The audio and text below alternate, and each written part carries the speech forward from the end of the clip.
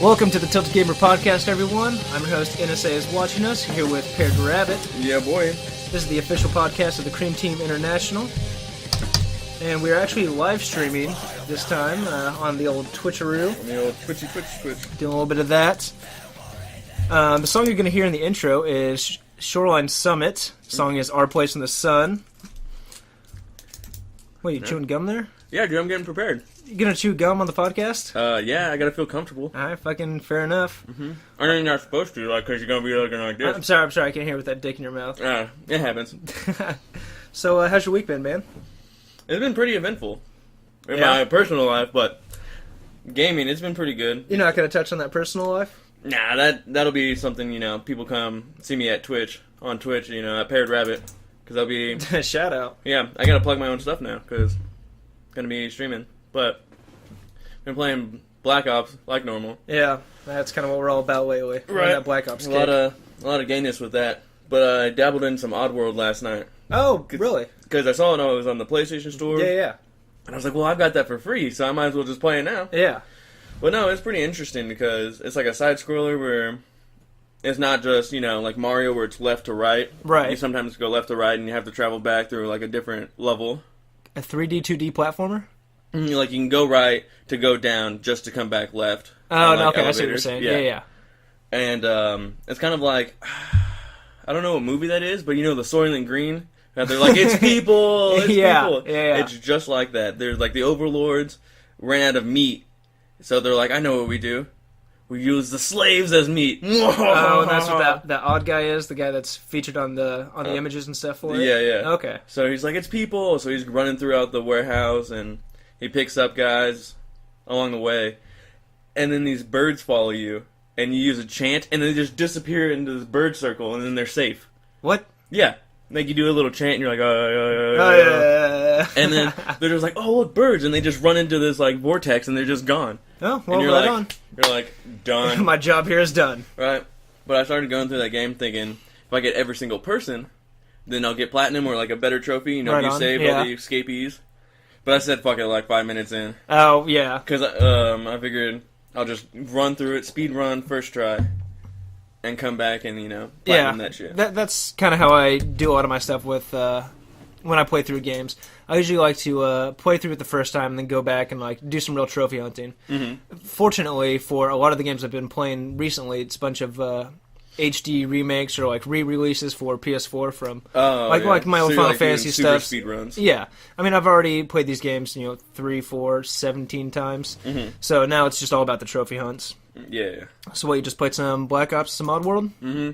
I wanted to say something about Black Ops while we're quick. Okay. Guys, if you're playing hardcore, please don't kill other people for their care packages. Oh fuck, dude. Yeah, that happened to us a few times when we were playing. I know you guys were like 12 and 13 and not good enough to get your own, but don't steal other people's. Yeah, that's pretty fucked. But Mr. NSA over here was telling me that it happened to him about the double tapping, the engineer. Oh, yep. I got we were playing Capture the Flag, and I mean, nothing special, just a hardened sentry. Right. But that shit helps out for defending your flag for, at least like a minute or two. So I get a hardened sentry off my care package, and some dickhead just, of course drop my care package, run over, start defending, looking at guys, pop off a few, and then run back to my care package once it's safe. Mm-hmm. And some dickhead had just spawned, walked over there, re-rolled my care package from a hardened sentry to an HCXD. Fucking asshole. Shit cracks me up. It's fine if, we're both on the mic, and... you mentioned, oh, hey, anyone got a care package? I'll re-roll it for you. It's like, okay, cool, I got a counter UAV. Re-roll that Something shit. better, yeah. Yeah. Anything else. Literally anything else. But no, some guy, no mic, no, premeditated communication. Yeah. Just comes in, re-rolls my shit from hardened sentry to counter UAV. Dang. One of these days, I'm going to drop, like, a mothership from a care package. Super, ultra-rare drop for it. Right. And some guy's going to re-roll it to a UAV or some shit like that. Oh, man, I'd have to quit. Or a fucking Guardian. I'd be so pissed. But since you brought that up last night, I'm going to have to do that to people. You better not. I'm sorry. You son of a bitch. Because to me, it's going to be hilarious. To them, it's going to rage, and then I can save that audio for later. What, are you just going to go do some camping for fun? Oh, yeah. Oh, yeah. Yeah. It's not camping in Capture the Flag, it's defending. Oh, right. It's defending. You gotta look at the context. Right. It's all about those context clues. Well, I've just been playing some Dark Cloud 2. I was telling you guys last week that I was planning on buying it after I reviewed it a little bit. Game is pretty sweet. Did you not buy it when I watched you play the other day? No, I'd bought it. Oh, okay. I mean, last week was just talking about the videos I had seen and looking at, IGN reviews, people talking about it. But I've been playing it. It's pretty sweet. It's obviously a game more, developed for kids, younger teens. Because they're still like clowns are evil. Evil clowns and stuff like that. Real cartoony looking aesthetics to it. Mm-hmm. But it's good fun. I like the gameplay. I like the combat. The part that gets me the worst is I can't dodge roll. Coming from playing, hundreds of hours of Bloodborne, you can, move around. It's kind of like Kingdom Hearts a little bit, where you move around, have like, your attack, your magic, your range attack, whatever, and you lock onto your enemy. And I see him coming in for an attack, and you can block the attacks, right? But you can't block in Bloodborne. So I see the attack come, and I hit circle to dodge roll out of the way, and then come in for the counterattack. You can't do that in Dark Cloud? You can't do like a little sidestep? No, you can, if you hold back on the joystick and hit X, you can do a little backflip to kind of like dodge backwards. Yeah. But you can't like dodge to the side and then like come in for, that little parry. You think they would add that in for like the HD remake? That would be nice, but I'm sure they're not going to, revamp the whole like combat you just press system. like double left while you're locked on, or double right. You get to do a little skip. They do that. They'd have to go back and recode a whole bunch of new things to the game for all those animations. Like, it's too much work. Let's just update the way it looks. Done. Yeah, and I'm sure people that really toiled over that game, back in their youth when it came out, don't really want to see the combat changed up at all. They, they want to play the game they originally, enjoyed as a kid. But as someone that's coming at it for their first time, I need that dodge roll. Right, but aside from that, the game is sweet. It's a lot of fun. I've been digging it. I'm not too far in because I keep getting pulled to Black Ops. Right. From every time I hop on, you've received an invitation from Paired Rabbit. Come play Black Ops. Okay, well, fucking I guess. If I'm not playing with you, I get stuck in the worst lobbies of all time. And I hate playing core because I'm so used to shooting someone once or twice and running the opposite way. Right. And I can't do that, so I'm just playing in hardcore with like the worst people and no mics ever. Yeah, that's as soon as I hop in with you, like 80% of the people have mics. I'm like, what? I have no idea what the deal is because they've already said there's not skill-based matchmaking in Call of Duty, much like there is in Destiny that they revealed, which we'll get to that. Ooh. Yeah. But you've been pulling me into Black Ops, playing Capture the Flag. Because we win all the time. Well, of course we win almost all the time. Like, we literally have, 80% win rate for all of our games. But, just been doing that. I tried playing that Bannerfall game that I talked about last week. I bought it, played it for a little bit, was expecting more of, a Final Fantasy Tactics feel to it, which just wasn't there. I mean, it's obviously not going to be a carbon copy, kind of reimagining of that game type. Yeah. But it's still kind of everything's on tiles, and you've got your units, and you got to move them through, and they each have little different abilities. I assume that you get different abilities the higher you level up and stuff. Yeah, unlock new abilities. Yeah. Probably. Yeah, I'm sure it's something like that. Have you not played it that much to figure it out? I literally played it for 2 hours. I was it's just not. It's not as fun as I'd hoped. Yeah. Maybe I just need to be Stony Baloney to really enjoy it. There you go. That's probably the case. That's got to be it. Well, let's go ahead and crack into the top dog here, the Bungie weekly update. Okay. So, as many of you know, Bungie's been dark for the last month or so. Everyone's been on vacation over there, and we haven't had a weekly update since I think either really early January or super late December. I think it was super late December. So what they're coming out with is a Valentine's Day event. It is called Crimson Days. As you can see here, Rabbit, the tower's all done up in white and red aesthetics. It looks like to be roses all over the tower. Very classy, Bungie. Very classy. They're going to have a new 2v2 Crucible mode called Crimson Doubles. Let's see here. It says, it features a special twist born of new gameplay and mechanics that only battle-tested star-crossed lovers, like ourselves, will appreciate. You'll need a dancing partner, preferably one that complements your fighting style. You think that means it's going to be a dance-off? Dance off, pants off. That would be fucking sweet. That's the only way to know how. You start off every match to see who gets special ammo to start off with a breakdance competition. That'd be sick. They say microtransactions aren't going to affect the gameplay, but those dances, pretty fucking sweet. Mm-hmm. I'll admit, I've probably spent $20-$30 on fucking silver just to buy dances and shit. I know. I've still got the kiss and the cower. And that's all you ever fucking use. That's all I need. You can earn a bunch of sweet loots. We also have Iron Banner coming out next week. That's, I guess, starting tomorrow. You said it was Rift, right? Yes, Iron Banner Rift. That is going to be very interesting. It's going to be a shit show for people trying to go in solo. I mean, we never have a problem getting a full fire team together, or at least 3-4 people at the very least. Mm-hmm. So I don't, we're not going to have a problem, or people with clans aren't going to have a problem. Mm-hmm. But all those solo players, they're going to be just so fucking pissed. I might have to give Iron Banner a shot this week. Yeah, I mean, I'll probably play it just so I can get that new PlayStation exclusive Hunter Cloak, because that thing looks dope as fuck.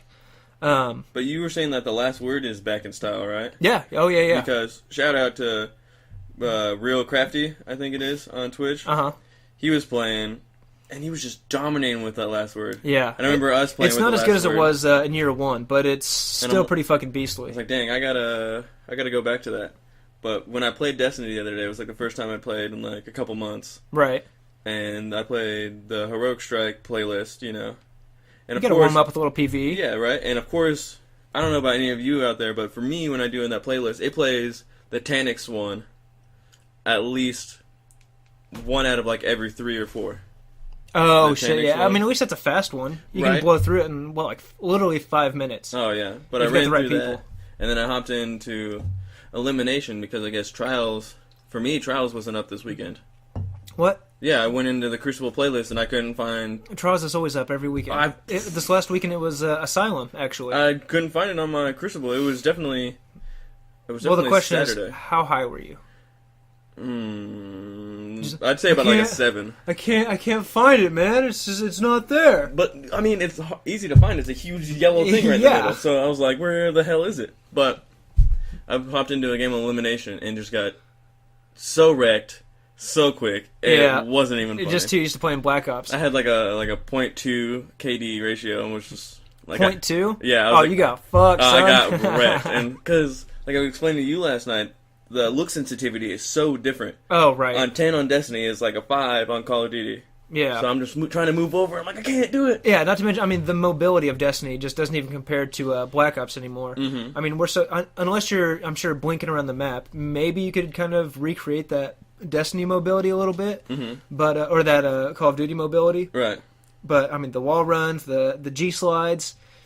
I'm just gotten so used to that. I mean, you see me, playing free-for-all. I'm just all over the place. Yeah. Wall run, shoot a guy, jump down, slide in, shoot a guy, pop around the corner, shoot a guy, run back the other way, wall run, slide, shoot a guy. I'm just fucking all over the place. And now you're on the shotguns, so... Yes, I got my diamonds finally for the SMGs and the assault rifles. Nice. I've got, what is there, like 8 assault rifles? I think I've got... Yeah, there's a lot. Got 6 gold and almost at my 7th. Nice.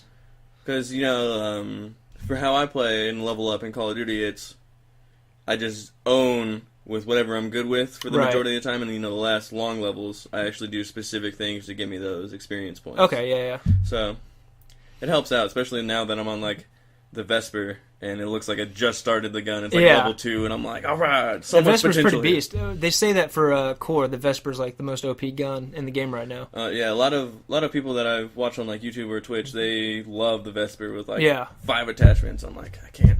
The fire rate's too fast. Yeah, you see me. I almost never have a secondary weapon. No grenades, maybe 1 EMP tactical, just to shut down Guardians and fuck up some sentries, Cerberus, because in hardcore you don't need a secondary. You just pop up with your primary. Much. I mean, I always get killed when I'm either reloading or trying to throw a grenade somewhere. Naturally. Because I'm just, sprinting around the map so much, I gotta have my primary locked and ready to go. But yeah, like I said, working on them shotguns, it's a blast.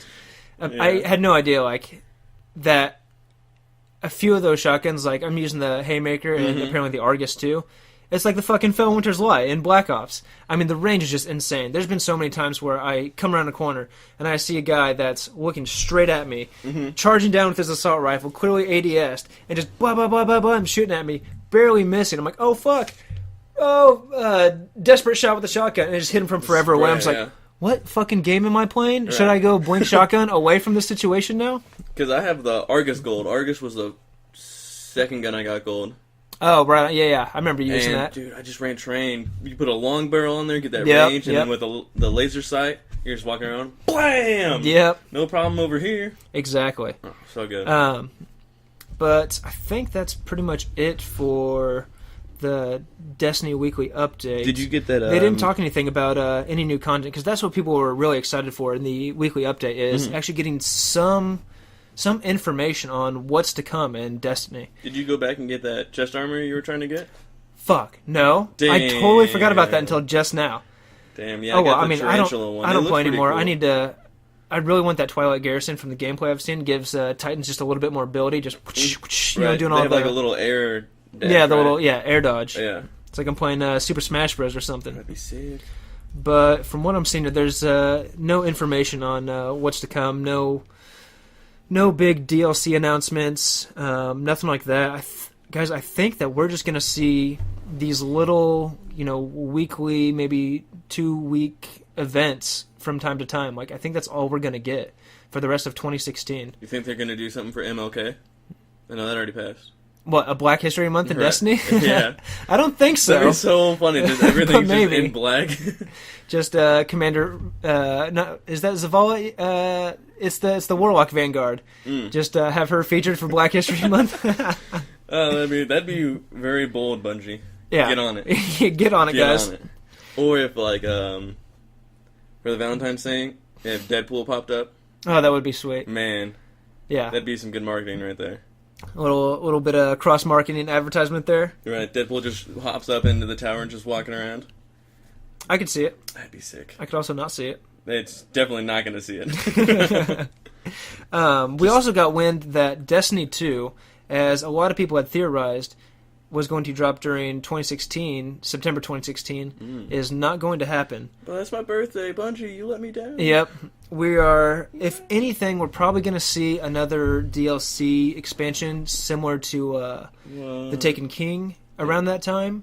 Probably like, a little bit bigger one. We're not going to get anything tiny like Crota's End was. Mm-hmm. I think, hopefully, we're just speculating here, but hopefully we get something a little bit bigger like the Taken King expansion. See, I had no problem with how long and how much stuff the Taken King had. Yeah. It's just, we just ran through it too quickly. Yeah, that's the biggest problem, that, Destiny in itself, the content's, it's fine, it's great, but people love the game so much, they're just hungry for more content. Exactly. And when we go through these dry spells like this, people almost start getting irritated with Bungie for not giving us more stuff to enjoy from this game that a lot of us enjoy. Mm-hmm. It's a good problem to have for Bungie, but for the players, we got to just take some time out to play some other stuff. Right. There's other great games out there. You don't have to play Destiny all the time, which, obviously me and Paired Rabbit have realized over the last few months. Yeah. We've barely touched Destiny. I have been fawning over that Twilight Garrison. Mm-hmm. Had the chance to get it this weekend and just totally forgot. Just didn't even think about it. You're busy doing real life things. Yeah, real life things, and just not playing Destiny things. Exactly. Playing that Black Ops and Dark Cloud. But there was also an article I saw today from VG247, just another one of those like gaming news website things, that they've heard wind that a new microtransaction is coming to Destiny where you can buy ammo synthesis. Now, it's nothing, I don't think, game-breaking, and people have said that, as long as microtransactions don't affect the gameplay, they don't really care too much. It's their choice to, buy the stuff or not, which still would be the case if they, give you the option to buy ammo synthesis packs for, for silver or just some straight-up cost off the PSN store. Right. I have no problem with that. But, yeah, it's not a big deal, because all you have to do... It doesn't involve PvP against other players. It's you just doing it's not giving you a competitive edge. It's just saving you some time if you, have the extra cash to... Instead of going to Exclusion Zone or wherever, instead of just farming for Glimmer, you can just hop on there, spend $5, and have...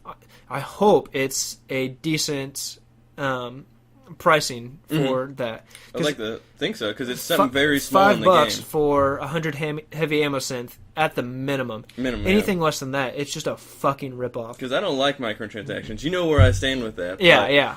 To me, that doesn't involve anything else in the game besides, oh man, I was running out of ammo synths during this raid or something. You're like, okay, let me go buy some more, rather than Call of Duty's ones where they're like, you can buy skins and buy everything, yada yada yada. Yeah. I know it doesn't really affect the game, but I mean, it's little things like that that are unnecessary to me. Yeah, and on the Twitch chat there, saying that the article is bullshit, but this, VG247 has also kind of in the same vein of heard quote-unquote rumors that actually turned out to be very true. It never hurts to throw out rumors. I mean, it gives more speculation. More people can just, assume things. Yeah, I mean, at least it's another talking point for us to just talk about Destiny more for, people on the subreddit and stuff like that. Exactly. It's something. It's not playable content, but it's something. Mm-hmm. Speaking of playable content that is new and exciting, Halo 5, their Forge mode has been released. Nice. So you can actually play all of those player-created maps now, which was a ton of fun doing back in, what was that, Halo 3, I think was the first one that they introduced Forge? I'm pretty sure, yeah. Yeah, I don't think they had it in 2. Mm-mm. But, yeah, I remember just making maps and stuff, saving them, playing with my friends and everything. Mm-hmm. It's always a lot of fun. You can get a lot more variety and really creative game modes and really fun maps to play with. I saw someone had created a recreation of Princess Peach's castle for Mario 64. That's awesome. Yeah, I just briefly saw that story somewhere. But if there's just more stuff like that, Halo 5 is going to get real fun real fast. Oh yeah. I'm not totally sure, but I think that they just released kind of like a small little batch of player-created ones. Mm-hmm. But I'm sure once people really get into the Forge stuff... Have they already released player-created ones? Like, do they mean like their software team, like their company? Forge was released, people created stuff, and I think they might have submitted it to, I think that's 343 Studios now. Yeah, it's separate from Bungie.net, or Bungie. So I think there was a few maps that were kind of sponsored by 343 Industries right there. I gotcha. But obviously anyone can go in, make their own maps. Sure, put down their own vehicles, put down their own weapon drops. Mm-hmm. Just get creative with it. Make some fun maps you and your friends to shoot each other in the face with. What's that long map? It's like in a gully. One side's like a mountainside, the other side's like the beach, and it's very just long, narrow one. Dude, it's been a while since I played some Halo. But either way, if I ever did Forge mode, I would always make racing maps where ramps and you have to go up into the air and come back down. But we'd always make the warthogs with the turrets on it, so you can shoot the other team and the other people. Yeah, some straight up GTA 5 shit. Exactly. That would be a lot of fun, dude. See, if they would have had that in Sparrow Racing, where you can get pickups like Mario Kart. Where you can you go through at certain parts of the map, how you go through the gates and stuff. Mm-hmm. Then there's a string of pickup items where you pick it up and you get Nova bombs to shoot out at people behind you or people in front of you. Mm-hmm. That would have been fucking. Or it's just like GTA Racing where you pick up the ones and it's just either a boost or you can shoot rockets. Yeah, shoot the missiles, and the whole time being able to lean out of the car and blast some motherfuckers. That'd be sick. Blap blap. Just busting out your fucking assault rifle. Yeah, that would be a lot of fun. That'd be gnarly. So I watched some more gameplay on The Division yesterday. Mm-hmm. Holy shit, that game looks so much fun. Nice. They released a couple guys playing on Xbox. The graphics look great. Mm-hmm. From what it sounds like, you can kind of customize your guys' abilities. It's all, based in the real world. So right. Your abilities are throw out a turret that, shoots flames at everyone around you. That's cool. Or you can roll out this little napalm ball. And it rolls under people's feet into a group, and then it just sets off, and everyone's like, "Oh God, fuck, I'm on fire!" You just come in, blam, blam, blam, blam, blam. So is that what first-person shooters are doing nowadays? They're taking Destiny's. It's a third-person shooter. Oh, my bad. Get your shit straight, son. So is that what quote shooters are doing? They're taking Destiny's, how you have a specialist perk or ability. And they're just making a bunch more of it, because obviously Call of Duty did that. I assume there's going to be perk trees. You're probably going to create a class. I'm sure there's going to be 3-4 options. You create a class, and kind of like Diablo style, you can't unlock everything. So obviously there's speculation again, right? But you're probably going to have to kind of plan out what abilities you want your guy to have, and of course you'll have to kind of coordinate with your team of who's going to have what abilities to kind of optimize your guys' coordination against, moving front. I gotcha. I just saw them playing PvE type stuff, but it looks like it's just a ton of fun. I mean, just nice. Bad guys with guns, you and your buddies, going through an apartment building, going upstairs. All right, I got cover here. All right, you take point. All right, we're gonna blast through this door. 3, 2, go, go, go! And everyone, throws their little ability things through the door. Come in, blam, blam, blam, blam. Take cover, take cover. Throw another grenade. And just all that kind of stuff. It's gonna be a lot of fucking fun. I can't wait. I just pre-ordered it yesterday. So I got my beta code, which the 29th... Xbox and beta and the PlayStation beta going on at the same time? Yeah, same time. I think. Don't quote me on that, actually. Because usually they have it like Xbox first for a week and then PlayStation for a week. You're probably right. It's probably going to be something like that. Okay. I just know comes to the PSN on Friday. This Friday, the 29th. So Get on it, boys. Get your beta codes. If you haven't already signed up at Ubisoft, you're probably going to have to pre-order the game. Put a little money down. Either go to GameStop, put $5 down, or just buy the whole game on the PlayStation Store. But get in there quick, guys. Will you get the beta code if you get it from the PlayStation Store? Do you know? I would assume so. I would like. I'd be real pissed if I didn't. Because a lot of people don't want to leave their houses, and they're just like, "Blam, it's right there." Yeah, exactly. Yeah. I assume there's got to be something like that. Like it probably sends it to your linked email account. That's with whatever your PlayStation account is. So that's probably going to be that. The Witness is actually coming tomorrow to the PlayStation Store. Nice. You got this puzzle game. I think it was largely developed by one guy, and it's been in development for years. I think so. It's like an independent game. Yeah, it's an indie game. This guy's pretty sure been working on it for like 5 years, like at the least. Been working on it forever. Just kind of like a puzzle game, similar to if you guys ever played the game Myth way back in the day. Just you get dropped on an island. There's mysteries afoot. You kind of drop in, and it's kind of like Metroid style. I think like you start off in like one area, and I think there's like a tutorial spot where you kind of like get used to like solving these puzzles and stuff. Mm-hmm. So you go in, you solve a few puzzles, learn how the game generally works, and then the island is open to you to do whatever. Nice. And I think it's going to be where you are going to come across puzzles that you don't know how to figure out yet. Yeah. But it turns out you can't actually solve those puzzles until you come back or have like done something in another part of the island that activates something else later. And once you activate another part, like I read something where you go somewhere and like work on these generators, figure out stuff for that, and it activates the windmill. So then you can open up this new section of the island and then solve the puzzles in there, which I assume you finish those and it opens up something else or unlocks something that you've already found the first time. So you can go back and finally solve those puzzles. Sounds like a pretty interesting game. Yeah, sounds really interesting. I'd like to give it a shot. I'm not sure what the price point is. I think I read somewhere like $30-$40. Dang. So it's a little bit up there. It's not like your typical, $5 to $15 game. But to me, that means if it's $30-$40, it's going to have a lot more content than your typical $15 game. Yeah, it's supposed to have a lot more content. I think I read somewhere like 500 plus puzzles that all interact with each other. Dang. Like, no fucking wonder that it took this game, 5-7 years to get finished. Because it's being developed by largely one guy. Mm-hmm. Makes sense now. Yeah, I mean, that's a huge workload. But also, guys, right now on the PlayStation Flash sale going on the PS Store, we got some pretty good games here. Let me get that controller, bro. We were looking at this earlier. You got a bunch of games that are real cheap right now on the store. Mm-hmm. Like $5 or less, besides that. Fat Princess Adventure. Yeah, $10, you can get that. I saw some good ones like Bastion, $3.75. Don't Starve, $3.75. Don't Starve is... Yeah, if you have girlfriends that don't like playing video games, Don't Starve is a good way to introduce them. Yeah, it's a perfect segue into the video game life. Get them off them fucking iPhone games. Right. Get them off that Candy Crush. Get them on that Don't Starve. Or Dust. Dust is also a good one. Dust is excellent. I just platinumed that the other week. Mm-hmm. Fantastic game. Really fun. Flower, made by the same guys that did Journey.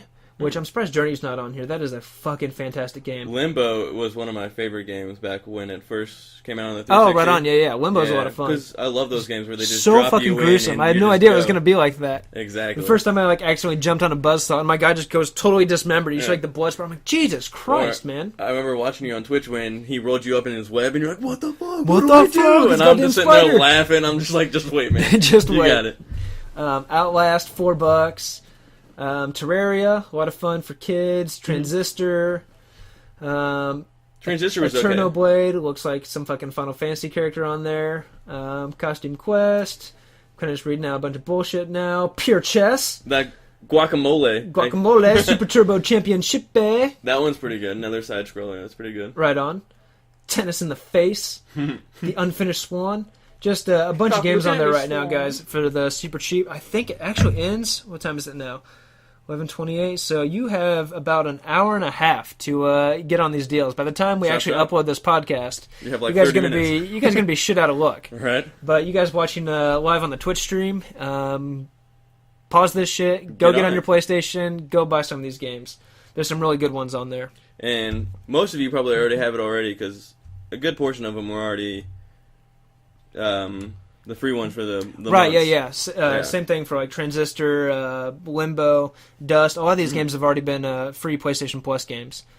Yeah, so I've probably already got like 6 or 7 of these. It says already purchased. Purchased for free, which is my favorite price point. That's the best. It's like a 5-finger discount, but online. Yeah, I know you love them 5-finger discounts, you fucking klepto. It's so easy. It is so easy some places. So I saw this article about women in game developing, and that there's a prestigious game development program that is on the West Coast that apparently has more women enrolled in the program right now than men. And I wanted to talk to you about what the future of games would look like, just what games in general would look like if women were the predominant developing gender as opposed to men. It'd be a lot of like when Mortal Kombat was on, what was it? Like way back in the day, like on the Sega or something, where it had no blood, like no good violence. Oh, right. You think they're going to downscale the violence aspect? Everything's going to go down in rating-wise. A lot less M-rated games. Oh, okay. I thought you were going to say there's going to be some shit games once girls start developing. No, I'm talking about like rating-wise. Like Gotcha. It's all going to no longer be M because we all know that those mass shooters out there learn from video games. Yeah. Because they're a direct correlation. Yep. And so, that's going to be thrown in there. You think there's going to be more just more focus on discussion type games, more cinematic things like Life is Strange, less action shooters, more learning games probably. It's for the kids. You got to think about the kids. Got to think about the kids because they are our future. They are our future. That's right. That's true. Kids are the future, not food. Or it's going to be like that Sarcastaball. Oh, right, yeah. We're just like coddling everything. Yeah. Or that's another thing, that there's going to be a lot more of those games that basically walk you through games rather than... We're not going to see any like Bloodborne's or like Dark Souls type games. Exactly, where you just go and play rather than, a lot of like speech bubbles, a lot of voice actors. And there's going to be a lot less masochist in development. Dude, that fucking... what's that guy? I want to say Miyazaki, but I don't think that's right. The lead developer guy, like... The guy that basically invented like the Dark Souls series. Okay. That guy is a fucking animal. You know that guy is just laughing every day. Think about the thousands and thousands of people that are just dying over and over again in his games. He's like, oh, you guys wanted a tutorial? Yeah, well, too fucking bad. And Dark Souls 3 is coming out this year, right? That's right, yeah. I'm super stoked on that. I'm super stoked to watch other people play. I can't wait to die 500,000 times. It's going to be great. Oh, man, I'm definitely not going to give that a shot. But I was thinking that, the way video games are right now, for the most part, it's been less so recently, but most women in video games, like the actual, female characters in the game, are scantily clad and have giant tits. Huge jiggle physics. Exactly. What game was I playing that they had jiggle physics? Dead or Alive volleyball. Up top. That's got to be one of the worst ones. What was I playing? It was fucking Dark Cloud 2. Really? The kids game. Yeah, this girl that I assume is supposed to be like a child, but has like these little tiny mosquito bite tits. She comes in and she like swings her sword and stops, and you see this little jiggle on the front of her child tits. I was like, dude, what kind of fucking pedo developed this shit? Oh man, that's too good. But I think if women were developing games, we're going to see the flip side of that. You're not going to see scantily clad women, but scantily clad men in full body armor, quote unquote. Right. That's some nipple guards and like a banana sling and like a cock piece, and they're just going to be like these giant mandingo motherfuckers with giant fucking cocks. Right, and the defense is going to give them like plus 1,000 defense, plus 1,000 dick length. Right. Oh man. But it would be a much different gaming atmosphere if we in the future see more women in game development. I mean, obviously we're joking. We're playing off a lot of tropes and stereotypes. Exactly. But I think it would just truly be a different scene in the video game world if women were developing more games than men. I mean, there have obviously been, great, more indie-style games developed, like, almost solo by women. Like, there's this one game, it's not Her Story, it's kind of another one like that, where you're just kind of like a fly on the wall, like watching this girl's life as she's like talking with people on the internet, and just kind of like getting a feel for it. And from what I've heard and what I've read, it's incredibly moving. Like, it almost feels greasy, like watching this girl live her life. Like, it feels so real that you could easily see this being like somebody like some girl with depression that doesn't have a lot of luck in the dating field. Yeah. And is just lonely and depressed, and you like get a real sense of that in the game. So, I think we might see more stuff like that, which, I love those kinds of games. More like cinematic games, you think? More story-based? Yeah, more story-based, more kind of, dialogue-based, where it's more about connecting with the character more and really, learning about, not just learning, but experiencing another walk of life, like seeing the world through somebody else's eyes. Yeah. Which obviously probably comes back to another female stereotype, but I can see a lot more games like that. Like, I feel like those games will also have more like real world connection rather than video game world, because you know how in video games they have their own separate world where like none of the stuff in our real world is happening, like its own. It's like, you mean like it's still Earth, but there's no. It's like X Earth 2. Right. Yeah, got you. But I feel like it'll be more of like they'll do more of real life stuff, more focusing on the individual than like saving the world. Yeah. More just how to not kill yourself from depression, some stuff like that. But I mean, it could be good or bad. I think either way it'll be different, which it's not going to take away from the games we already have, and the games they're always going to be there. We're always going to have Final Fantasy style or JRPGs. We're always going to have first person shooters. There's always going to be the next COD. There's always going to be some way to get your rocks off, throwing a sword through somebody's fucking throat and just satisfying. Laughing maniacally as the pool or the blood pools beneath them. Exactly. And you just move on to the next target. I mean, we're always going to have those kinds of games. That market's never going to go away. But I think, we'll see some more diversity in games. There might be more fitness games or like more Wii Fit type stuff. Yeah.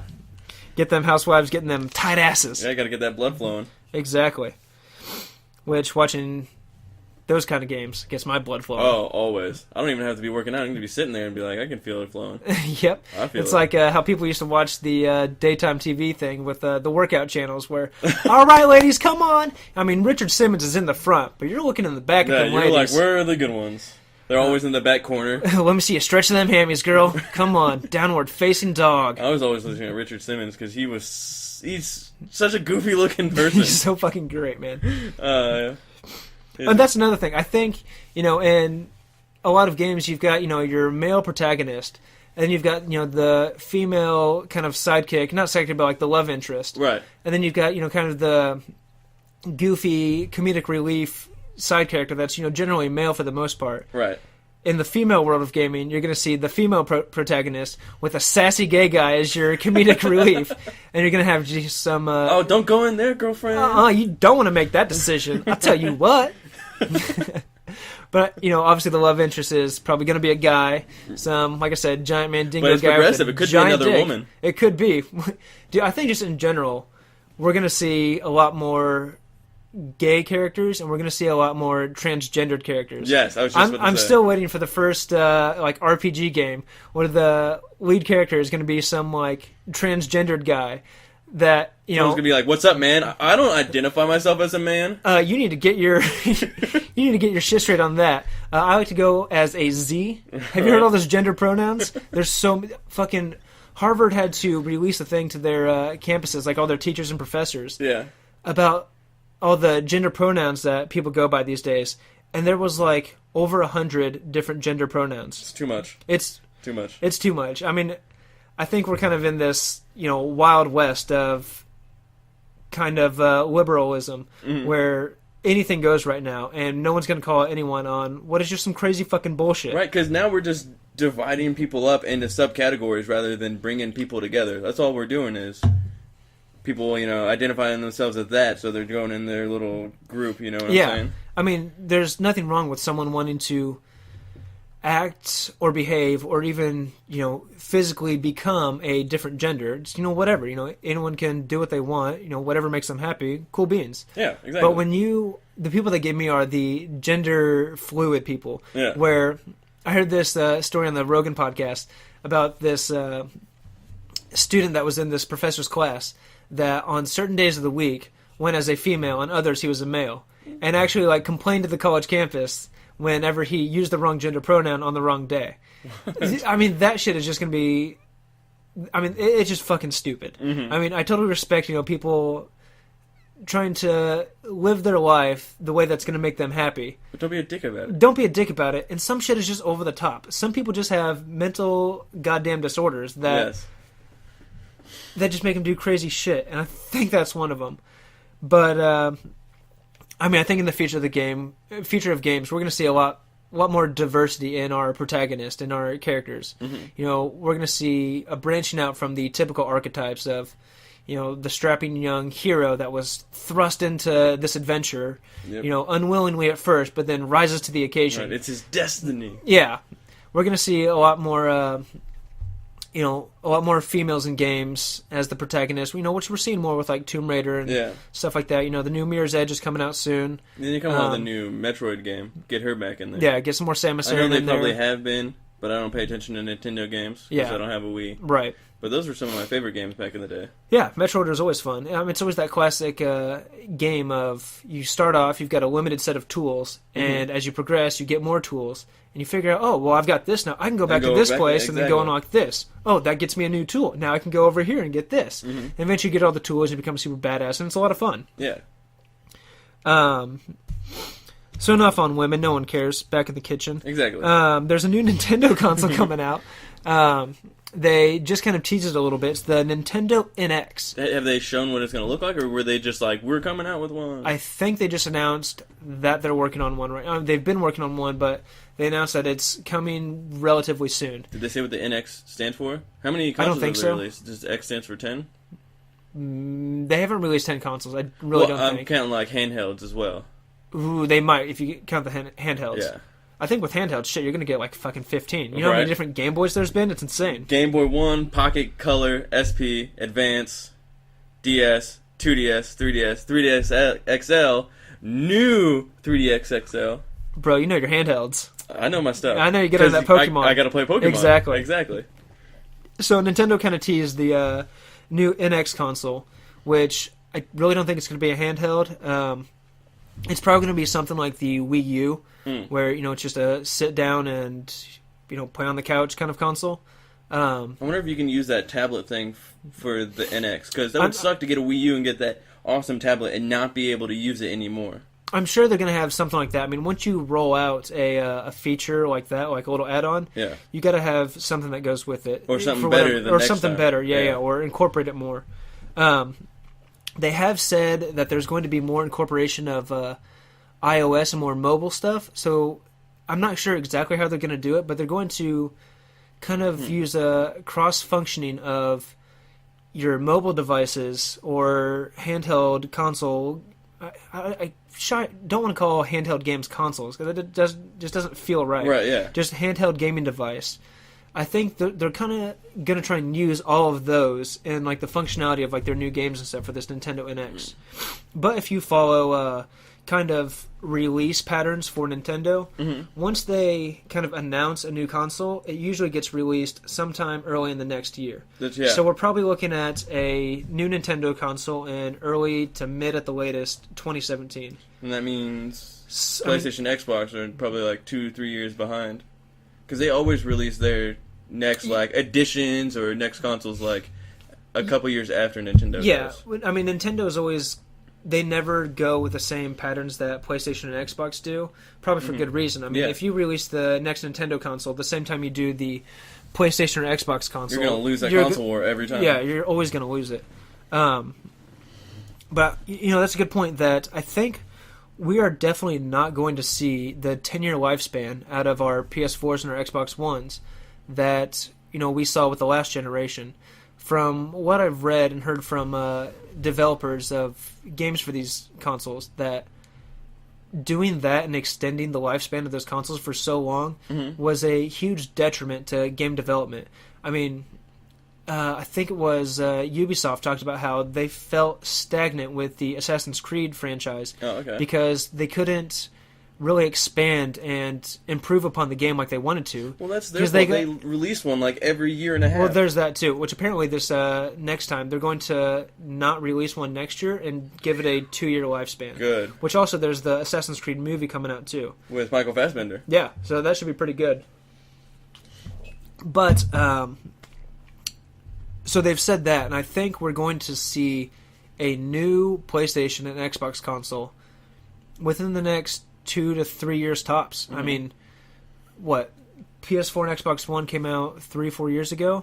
I wanna say 3, if that even. Yeah, probably closer to 3 years. I think it was out a year or two before I got mine. We're probably looking at like a 7-8 year lifespan for these new consoles, which I think is a good idea. I mean, I don't want to be playing the same graphic level of games, the same size and scope of games for 10 years. Well, I want to move on to the next stuff, 5 years. For me, the optimal lifespan would be 5 to 6 years. Right. I can drop $400, $500, $600 on a gaming console every 5 to 6 years, no problem. I mean, how hard is it to save $100 every year for 5 or 6 years? You do all the time. Yeah, exactly. And, I mean, obviously nobody specifically sets aside $100 a year just for the next console. I mean, no one's that hardcore of a budget maniac. Well, I don't know. Maybe. I'm sure there's somebody out there that does it. Right. But nobody that I know. Exactly. And I'm sure nobody that I'll ever know. But that would be the optimal lifespan for me. And, with what people have said about the lifespan for Xbox One and PS4, I think that's the trend we're going to go towards. Last time it was 10 years. This time, just under 10 years. So like 9 years, 7 months, something like that. Which, the lifespan is still going on. I mean, games are still coming out for 360 and PS3. Hopefully that falls off soon. Like I'm surprised it hasn't already. Yeah, I mean, obviously the flow of new games coming to those consoles has slowed down drastically. Thank God. But we're still seeing shit like Destiny and all of its expansions still coming out for 360 and PS3. So hopefully, once we can totally just as a planet drop off that old shit that's 10 fucking years old and get onto the new shit, we're going to see a huge improvement in all of our games. I would like to see one console, not an Xbox or a PlayStation. I would like to see just one, so everybody can play together rather than having, exclusives over here and people got to decide between both. I mean, there's always going to be that console war. I mean, right, but I would like to see just one. You're never going to see a world where there's just one gaming console. We can just switch over to PC and be no problem. Yeah, PC Master Race. Exactly. But you're always going to have those options of, whether it's from Microsoft or PlayStation, which, let's face it, those are the two giants. I mean, Nintendo's kind of been out of the console war for a long time. I think Nintendo's a sleeping giant. I think you're right. I mean, once they get the right games out there that really, really pull on our nostalgia, I mean, once we see a fucking massive open world Legend of Zelda game, it's on, dude. Oh, what did I just see? I just saw Legend of Zelda in Unreal Engine 4. Oh, yeah, dude. Ooh, that looks that so game could good. be so dope. I mean, if they stick with, like we talked about, like the classic Metroid game type, or, I mean, they might have to do something different for like a huge open world game like that.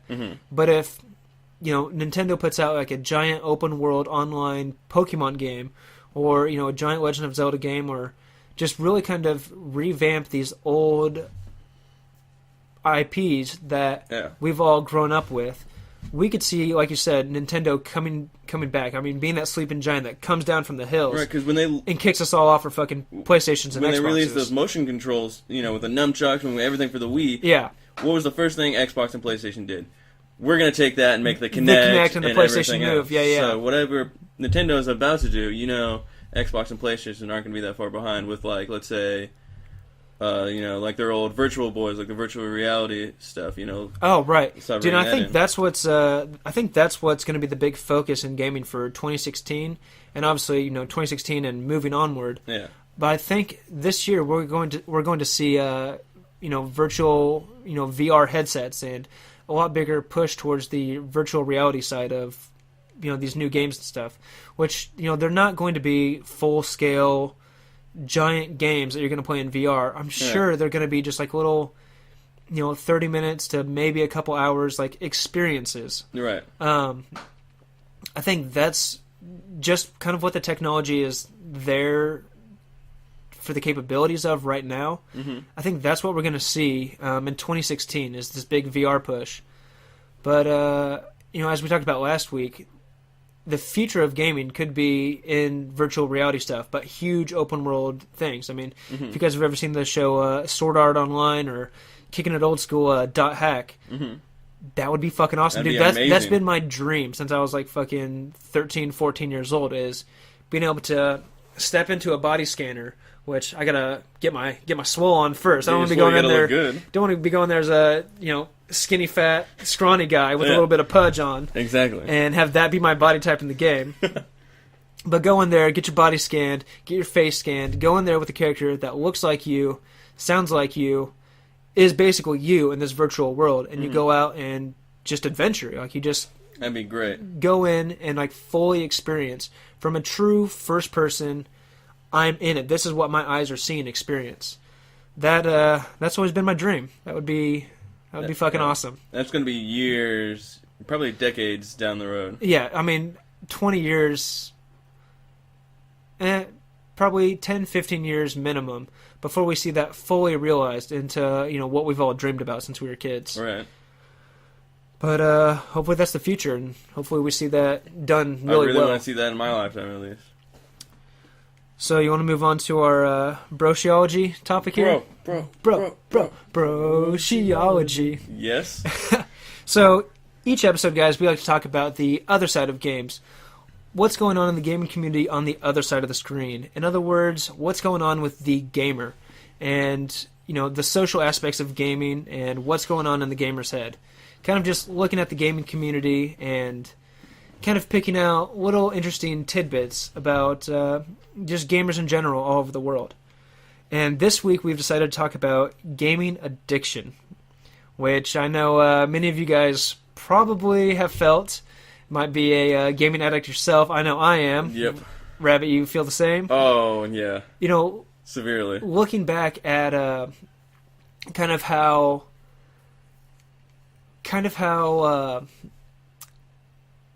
I used recreational drugs from the time I was like 18 to 23. Mm-hmm. Feeling that that rage when you can't get your intake of your substance, right? Or feeling that never-ending drive to get the next high, get the next fix. Mm-hmm.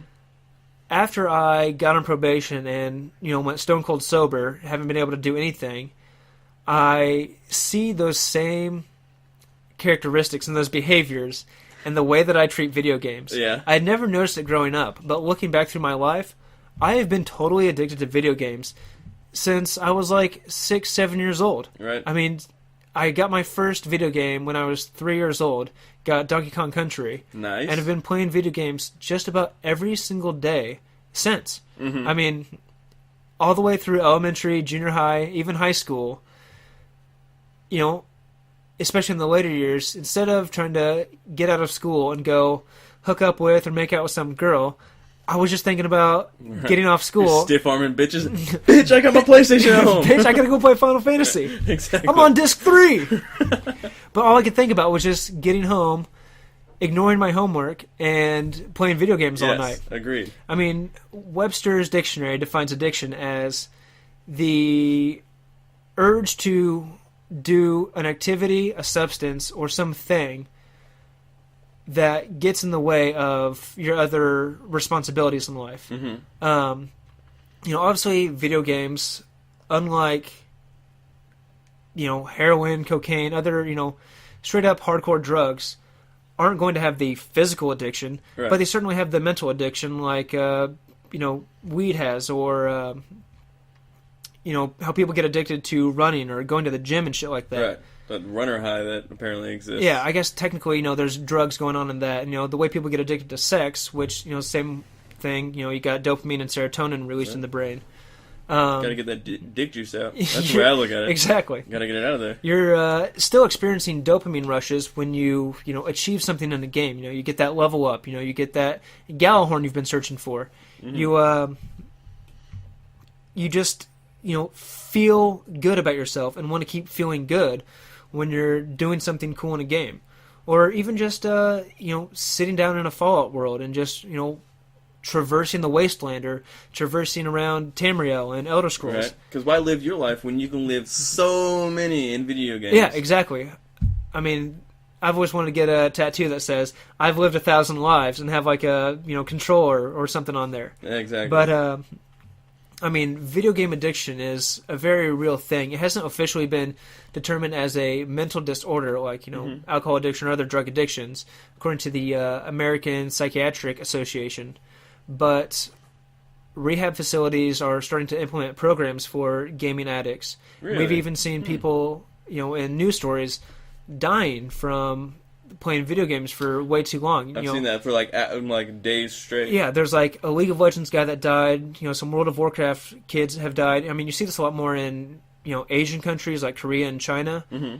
But the gaming addiction is a very real thing. I mean, if you notice yourself constantly thinking about video games, putting aside your other responsibilities, if you're a parent, ignoring your kids,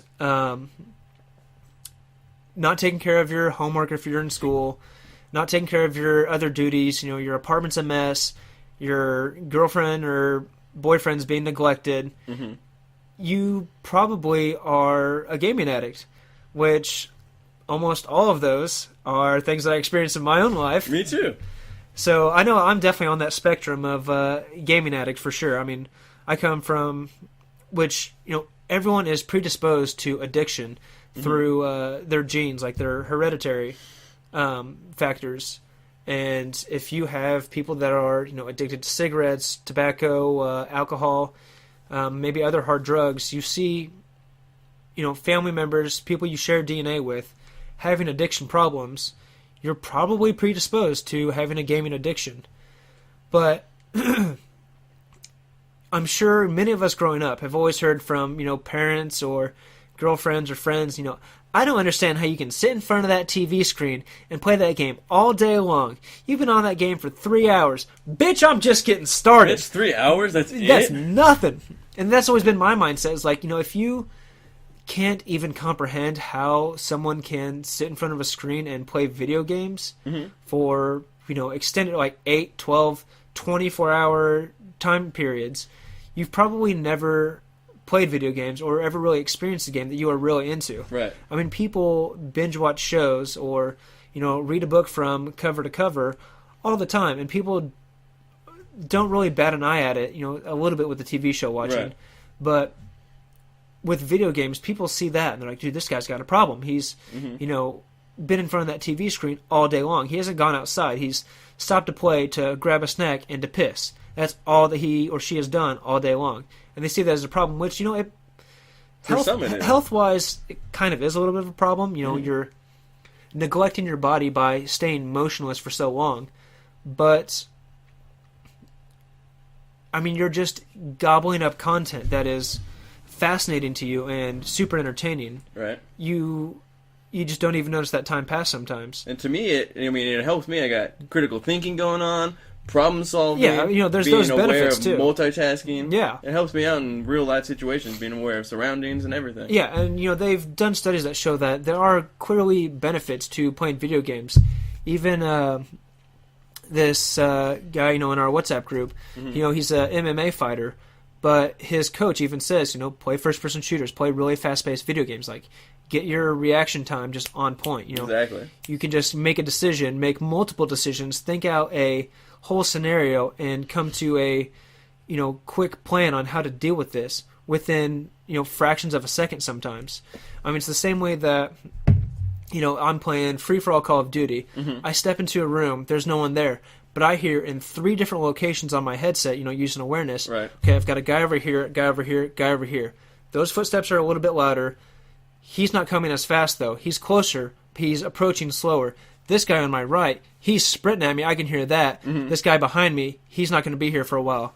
So within, literally, a fraction of a second, I turn to the right, blast this guy, turn back to the left, shoot the guy coming through the door, turn back around, shoot him, triple kill. All within a fraction of a second, and you barely even thought about it. Right. I mean, those are just kind of the benefits that, I wonder if someone in real life, that's going on. I envision some, master martial artist walks into a room, and it's like, okay, and the same thing plays out. It's like, and go. Da-da-da, da-da-da, punching all the guys in, the right order to, right. Not get hurt himself. I do that sometimes in situations when I enter a room I've never been in. I'm like, all right, if shit goes down, what's the first thing I'm reaching for as a melee weapon? I'm grabbing that fireplace poker, right. and I'm going to bust this guy, I'm going to shove it through that guy's face. You always got to have a backup plan, and that's what video games have taught you. Yeah, always go with plan A, always have a plan B. I mean, if you can't save your game right before you enter a room in real life, mm-hmm. then you got to have that reaction time to deal with stuff. Exactly. But I mean, don't get me wrong. Video game addiction has obviously had negative effects in my life. I mean, mm-hmm. I've had worse grades in school before, where I put off this big paper I was supposed to be working on. If anyone's had AP classes or summer classes where you have to do summer work. Yeah, that sucks. I'm always, rushing to get it done the last, month before, weeks or even days before I'm supposed to go back to school. Because I was just sitting on my ass playing video games all summer long. That was me. I'd always wait until the very last night and then do all of it because I'm too busy playing video games. And when Skyrim came out, I took off a whole week from work from my job at the time. Literally sat in my living room, played Skyrim for 12 plus hours a day for a week straight. I shit you not. Okay. Put in so many fucking hours. And at the end of that week, I had a goddamn hemorrhoid fucking sitting going on. Because, apparently you get hemorrhoid from sitting on your ass for too long. Well, that's a good piece of knowledge. And I paid the consequence for that for the next, week. Just, oh, my ass. Oh, my ass. It hurt, man. Did you have Cindy help you out, just getting all up in there? Dude, I never thought I would ever have to buy Preparation H, and it feels real good on the whole. That is no lie. But, I mean, video game addiction is a thing. It's, check yourself, guys. If you see yourself experiencing any of these symptoms, as you would call it, or, these behaviors, mm-hmm. maybe, take a minute to evaluate, where you're at in life, what your importance is on, and, what's going on. Mm-hmm. Maybe take stock of other things, other priorities you could be putting ahead of, doing the raid a few extra times this week, or, getting higher level ups in Call of Duty. Just game safely. Look at your health, look at your situation in life. And if you think video games are really causing a problem, take a break, man. They're always going to be there for you. They've always been there for me. Never let you down. You can put that disc in whenever you want. And sometimes life passes you by as you're sitting in front of the screen. You are, living this other life, but we still have this life here that we're all part of. That's true. We still got these stupid fucking meat bags we're coasting through life with. Yep. And sometimes that's got to take precedent. I mean, if your house isn't in order, you can't even afford to play games for 12 hours straight. Thanks, man. You make me now want to continue to play video games. Well, get your shit straight, son. Then you can play games all you want. It sucks being a responsible adult or a person. Adulting is hard, that's for sure. They didn't prepare you that in school. Yep. I see a lot of things that are like, I want to learn how to do taxes, do this. Man. They're like, well, the mitochondria is in the cell. Maybe if they had a video game that told us all about being an adult and how to... Maybe that'll be what the women bring in. They have a video game on how to do your taxes, how to be an adult. Video game. Like The Sims, but more in a video game about not playing video games. It's perfect. It's the future, man. Well, I think that's it for us, guys. We're going to go out on that note. Don't play video games. As much. As much. Yeah, as much. Just, ration it out. Yep. No big deal. Be safe about it. Mind, body, and spirit. Mm-hmm. So you can find me at NSA is Watching Us on Twitter, Check it out on the Twitch stream here. If you're listening on the podcast, that's NSA_is watching us. We're going to start live streaming our recording process every week here. Rabbit, where can they find you? Twitch and Twitter is @PairedRabbit. That simple. Yep. If you are getting lonely in Destiny, you can join the Cream Team page on Facebook, facebook.com/thecreamteam, INTL. That's international. Just a little bit of abbreviation there. You can follow the podcast on soundcloud.com/thetiltedgamer. Also, follow the podcast on Twitter at thetiltedgamer. Do we have anything else? You can, if you want to join our Destiny clan, just go to Bungie.net, search the Cream Team INTL, or send me a friend request on PlayStation Network, just NSA_is watching us. Yes, send them to him, not to me. Yeah, give me more work to do. I will add your friend request, get you a part of the community page, and from there it's got all of our info for joining the Destiny clan, getting, all locked in on Facebook there. I think that's pretty much it for us, guys. Yeah, super green. Super green. All hail Ruby Rod. Ruby Rod. Have a good one, guys, and thanks for watching Bye. and listening. Love you.